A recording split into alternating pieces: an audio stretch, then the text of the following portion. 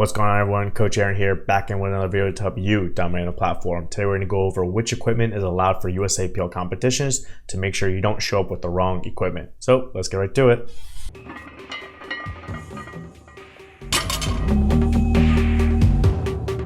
Alrighty everyone, welcome back to the channel. Thank you for tuning in to another video. If you're new to the channel, you don't know who I am. My name is Aaron Khamesi. I'm a powerlifting athlete, coach, referee, and meet director, and I make videos here on this channel to help out those groups of people.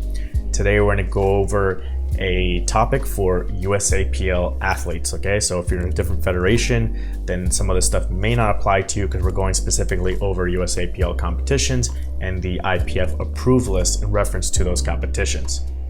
So if this does not apply to you, you can go watch another video, go check out my other playlist, or go do something else, play some Fall Guys or something, I don't know.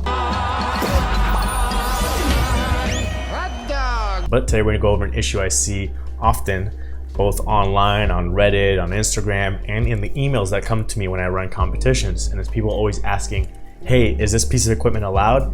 Hey, are you enforcing the IPF approved list at your competition? And we're gonna go over to my computer and we'll go over where you can find this information and what things to watch out for based on what equipment you're bringing to the competition. So let's get to it. All right, we're over here at my computer. We will pull up, the first thing is we'll pull up the USAPL website, and I already have it on the rules section, but if you go to the USAPL website and then you just go under About Us, okay, you wanna go into Rules and Bylaws. All right, so here's where you're gonna get the latest USAPL rulebook. You'll also get a link to the IPF rulebook, and here you can also see the link to the IPF approved list. And right here in parentheses says, equipment for state and local events will meet these technical specifications. So there's your first hint, is that for state and local competitions, your equipment only needs to meet the specifications as far as the length, the width, the material, that kinds of stuff. It doesn't need to be specifically listed on the IPF approved list unless you're going to higher competitions. And then the other way you can see that is if you actually went and pull up the rule book and you were reading through the rule book, then you would come across it. I'll just pull it up real quick since we don't want to go through everything, but if you just searched IPF approved list, okay, then you'll see under personal equipment / apparel, you'll see this little gray box, and in that gray box, I'll zoom in so you can see it a little bit more clearly. You will see here that it says for supportive shirts and suits, so for the equipped division, everything must be from the IPF approved list, but for raw lifters, it just needs to meet the IPF technical specifications, okay? Or if you're an equipped lifter for your other equipment, aside from the shirts and suits, like if you're singlet or wrist wraps, or if you wear knee sleeves, then it doesn't have to be on the IPF approved list. But for all you raw lifters, which is most of the people these days lifting in USAPL and watching my videos, it just says it has to meet IPF technical specifications. But then when you go to a higher level competition, like the national championships that qualify you for the worlds, then that's where it has to be on the IPF approved list. All right, and then they have the exception for singlets for high school and collegiate national championships. So if you're competing at one of the national championships, then all your equipment has to meet the IPF approved list.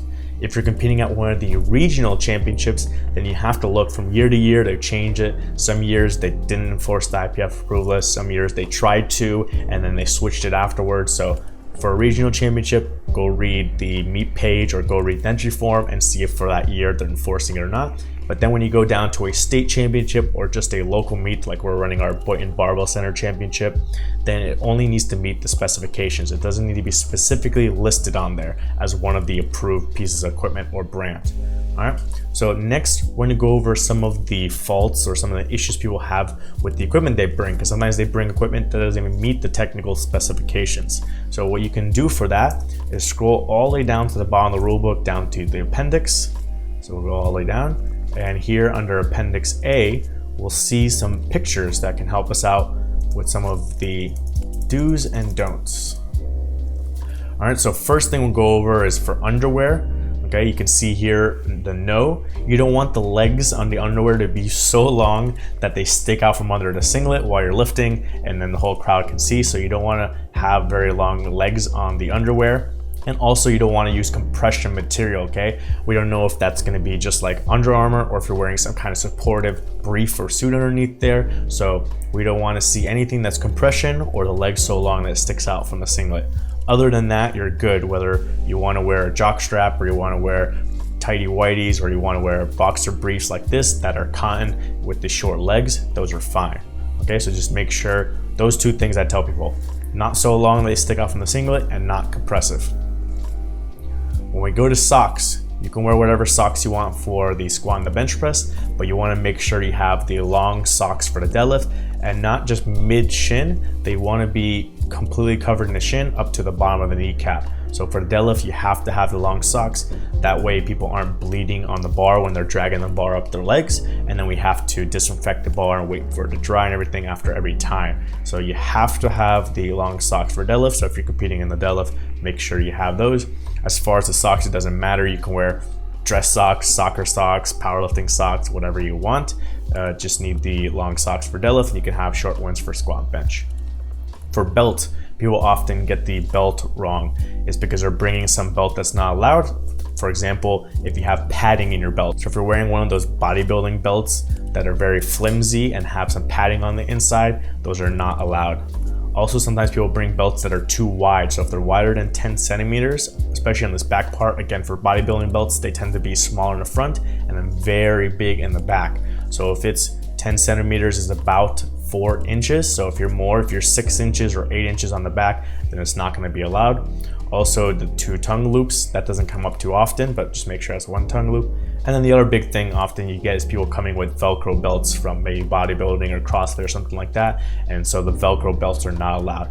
So again, whatever belt you have, if it meets the specifications of being the 10 centimeters, and for the thickness, it can be the 10 or 13 millimeters, and then it has the 1 loop and no Velcro and no padding, then it's fine. It doesn't need to be specifically listed on the IPF approved list.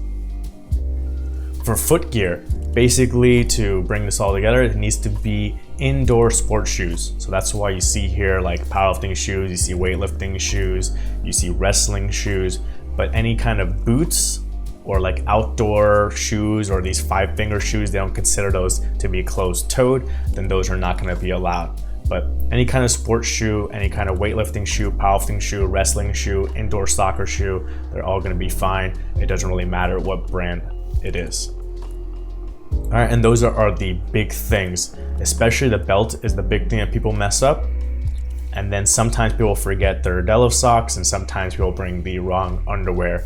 So make sure you are following the specifications outlined in the rule book for local and state competitions. For regionals, make sure you are reading the meet entry or the page or whatever, the entry form, and seeing what it says. And then for national championships and obviously world championships, you have to have everything off of that IPF approved list. So hopefully that helps you out. If you have any questions or comments, you can always leave those below. And as always, do that YouTube stuff, like the video, subscribe if you want to see more videos like this, share with a friend if they have their first competition coming up and maybe they don't know what equipment to wear. You can also check out my playlist that I have for your first basically powerlifting competition. I go through the rules of performance for squat, bench, deadlift, how to sign up, all that kind of stuff, so it can help you out if you're competing for the first time. But other than that, hope you're having a good day, and I'll see you guys next time.